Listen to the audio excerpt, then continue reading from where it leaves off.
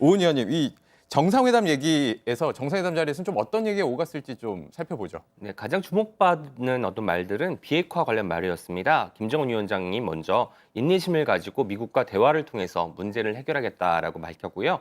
시진핑 주석은 여기에 더해서 한반도 문제를 정치적 해결을 지지하겠다. 북한의 안보 및 발전에 힘이 닿는 한 도움이 되겠다라고 했습니다. 네, 이건 좀 대화를 본인도 지지하겠다는 네, 의미로 그렇습니다. 봐야 되겠죠? 네, 하나는 또 주목할 만한 것은 시진핑 주석이 경제 지원을 시사하는 부분이었습니다. 네. 북한이 합리적인 안보 및 발전 우려를 해결하는데 할 수 있는 모든 도움을 주겠다고 해서 북한 쪽에 경제적 지원을 하는 것이 아니냐라는 말이 나오고 있고요. 네. 또 미국에 대한 불만을 애둘러 표현하기도 했습니다. 김정은 위원장이 이런 말을 했어요. 과거 1년간 조선은 정세 긴장을 완화하기 위해서 많은 적극적인 조치를 했지만 유관국은 적극적 호응을 얻지 못했는데 이는 보고 싶은 것이 아니다라고 했는데 여기서 말하는 유관국이 바로 미국이 아닐까 짐작할 수 있겠습니다. 네. 일단은 겉으로 드러난 메시지는 이렇습니다만 이 북중 정상회담 자리를 지켜보는 전문가 의견들은 좀 엇갈리는 것 같습니다. 이게 또 중국이 비핵화 협상 과정에 끼어드는 것이다 이렇게 분석하는 시각도 있고요, 고 의원님. 그러니까 결국은 이 외교라는 게 모두 자국의 이익을 우선적으로 생각할 수밖에 없다라는 관점에서 보자면 중국의 이런 행동들 어떻게 이해할 것인가. 어쨌든 가장 중요하게 봐야 될 것은 중국이 지금 미국하고 무역 전쟁 중이고 서로 간에 어떤 목소리를 더 낼 수 있는 환경들을 찾고 있는 것인데 중국이 그동안 약간 몰린 구석이 있었다면 이번 반전 카드로 북한 카드를 선택한 것 아니냐. 네. 이런 지금 지적들이 많이 있는 것이고요. 그 또한 뭐 경제적 문제뿐만 아니라 이 비핵화 과정에 있어서 북한의 결정이나 북한의 어떤 선택에 중국이 영향을 미칠 수 있다. 그렇기 때문에 미국 입장에서는 대화의 파트너로 북한뿐만 아니라 우리 중국까지 생각을 해야 될 것이다. 네. 라는 액션으로 지금 이해하는 게 아마도 가장 쉬운 방법이 아닐까 싶습니다. 이번에 그 북중 회담 관련해 가지고 사람들이 이제 일반적으로는 북한이 좀 더 좀 아쉬웠기 때문에 북한 입장에서 훨씬 더 좋을 거다라는 소리를 하는 사람도 있었는데 네.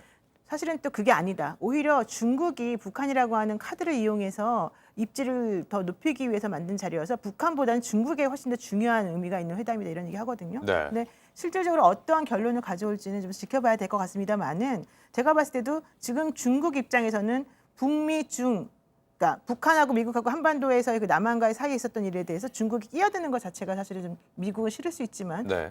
중국은 이번 회담을 통해서 자연스럽게 끼어들어가는 모습을 보이기도 하고 또한 그 미국하고의 그런 무역 전쟁에서 본인들이 여기 아니면 다른 대안이 있다는 걸 보여주는 그런 네. 모양이 또 되는 것 같습니다. 우리 정부에서는 저걸 잘 관찰해야 되는 게 지금까지는 남북미 이렇게 나갔는데 중국이 지금 노 변호사님 말씀처럼 끼어들겠다는 거 아닙니까? 네. 그러면 이게 2차원 방정식이 다차원 방정식으로 돼가거든요. 특히 이번 그 방북을 보면 1박 2일입니다. 종전에 후진타오나 강택민 주석이 왔을 때 2박 3일이었거든요. 네. 그래서 올 때도 뭐 20억 달러 뭐 경제 지원을 하겠다 또는 뭐 쌀 뭐 몇십만 톤을 주겠다, 기름을 몇만 톤을 주겠다 이런 식으로 대화하는데 이번에는 경제 유엔 제재 때문에 경제적으로 도움될 수는 없거든요. 그럼 네. 왜 왔겠느냐?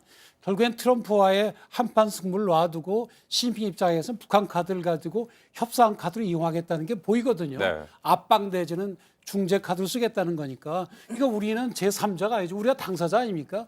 그러니까 면밀히 주시하고 우리 입장에서 저걸 어떻게 활용을 해야 될지 고민을 하고 안 그래도 정세현 전 통일부 장관 말씀 맞다나 열심히 뛰어다니면서 대책을 세워야 됩니다. 우두커니 구경하면서 네. 남의 나라 일로 봐서는 안 됩니다. 지금. 네, 이제 곧 G20 자리에서 트럼프 대통령과 시진핑 주석이 만나게 될 텐데 이 트럼프 대통령의 입장에선 이 두 사람이 대체 만나서 무슨 얘기를 했을까 굉장히 궁금할 것 같긴 합니다.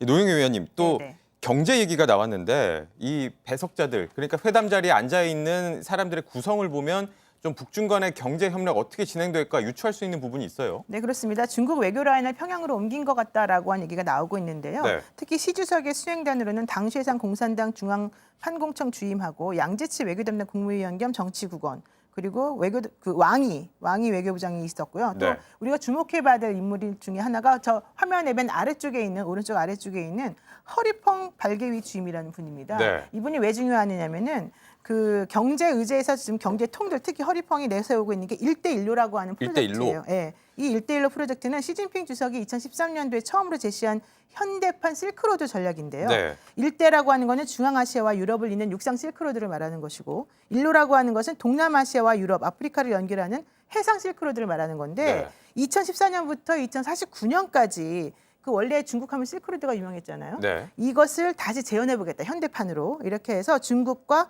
주변국과의 경제 무역 합작 확대 길을 열겠다 이런 의미를 만들어진 게 1대1로예요. 그렇군요. 이 시진핑 주석의 그렇죠. 야심찬 프로젝트를 그렇죠. 총괄하는 인물인 거군요. 그 인물이 바로 허리펑이라고 하는 사람이고 네. 그래서 이분이 사실은 지난 3월에 이탈리아하고 그 1대1로 협력 체결 협약서에서 중국 정부를 대표해서 서명하기도 했고 이번에도 러시아 중앙아시아 순방에도 동행하셨습니다. 그렇다면 지금 뭐 조금 전에도 저희가 좀 논의를 했지만 북한과 중국 경제 지원을 논의했단 말이죠. 그렇죠. 사실 이렇게 되면 또 북중 간의 밀월 구도가 또 부각이 되고 있는데 이게 우리한테 득이 될까요? 실이 될까요? 글쎄요, 지금 아까 말씀드린 대로 우리 정부가 면밀히 검토를 해야 되거든요. 저 1대1로라는 것도 지금 말씀대로 현대판 실크로드 만들자 얼마나 좋습니까? 네. 근데 말은 그렇지만 실질적으로는 중국의 영향력을 뻗어나가는 그런 수단으로 되는 가능성이 높거든요. 그러니까 미국은 그걸 막으려고 하는 거거든요. 그래서 만약에 중국의 의도대로 북한이 1대1로에 그 속에 포함이 되면 우리는 어떻게 할 것이냐. 그 고민도 네. 해야 되고요. 또 만약에 우리가 또 평화 체제를 구축을 하고 통일이 된다고 한다면 북한에 대해서 우리가 가서 개발을 하고 우리 동포를 우리가 경제적으로 잘 살게 해야 될 거 아닙니까? 그런 경우에 중국의 영향을 어떻게 우리가 줄일 것이냐. 그 고민도 해야 되는 것이기 때문에 단순히 그 외교 안보뿐만이 아니라 경제적으로도 우리가 고민을 많이 해야 될 그런 중대한 시점으로 보입니다. 고현준 위원님, 사실 이 남북 간의 관계를 우리가 좀 더 앞서서 발전시켜야 한다라고 하는 주장의 근거 중에 하나는 중국이 들어오기 전에 먼저 우리가 경제적인 교류를 시작해야 한다라는 논리도 있었잖아요. 그러니까 남북 간의 이야기 또 북미 간의 이야기에 항상 나오는 게 비핵화예요. 이거 네. 무기 이야기란 말이죠. 무기로 어디 이만큼의 땅을 내가 따먹고 저쪽에 어떤 영향력을 끼치고 하는 것들만큼이나 중요한 게 사실은 경제적인 이 시장 장악력입니다. 그렇게 네. 따져보자면 중국의 1대1로가 번져 나가는 걸 미국이 지금 거북해 하듯이 북한이 1대1로의 중국 영향권 안에 들어가게 되면 우리의 영향력도 줄어들 수 있는 부분이고 또 우리의 발전 가능성도 줄어들 수 있는 부분들이 있단 말이죠. 네. 이 부분들에 대해서 선제적으로 움직여야 되는 부분 있습니다. 그리고 중국이라는 나라를 우리가 거부해놓고 빼놓고 얘기할 수는 없는 거예요. 우리의 어떤 경제 상황이나 시장 경제에도 아주 큰 영향을 미치는 곳이기 때문에 이곳과의 유기적인 관계들을 제대로 챙기지 못한다면 네. 우리만 어찌 보면 자칫 따돌림 당할 수도 있다라는 얘기들이 나올 정도란 말이죠. 네. 그렇다면 지금 어떤 이해타산을 따지기에 앞서서 시장 전체가 돌아가는 상황을 제대로 파악하고 여기에 대한 대책을 마련하는 것이 시급할 것으로 보입니다. 지금 그 중국이 사실은 그 미국이 화웨이를 먼저 그 치기 시작하면서 결론적으로는 본격적인 4차 산업혁명이 들어가기 전에 중국의 힘을 조금 막아보겠다라고 하는 의도가 지금 어느 정도 성공한 상황이잖아요. 네. 그 이후에 또 중국에 있던 여러 가지 그 다른 나라의 그런 생산기지 같은 것들이 지금 전부 다 옮겨오고 있는 상황이란 말이에요. 그러다 보니까 중국 입장에서는 사실은 상당히 조금 곤혹스러운 상황인데 네. 이게 지금 트럼프하고 미국하고 트럼프하고 중국하고 이런 무역 전쟁 일으키면서 사실은 전통적으로 봤을 때 누가 이기겠느냐 봤을 때 당연히 미국이 이길 것이다. 특히 이제 관세 관련해서 문제가 또 크기 때문에 그런 얘기 하고 있는 상황에서 벌어진 일이기 때문에 아마 여기에 대해서 물론 그 영향력이 얼마나 클지는 모르겠습니다만은 우리 측에서 봤을 때는 좋은 소식은 아니다. 그렇죠. 이렇게 볼 수밖에 없습니다.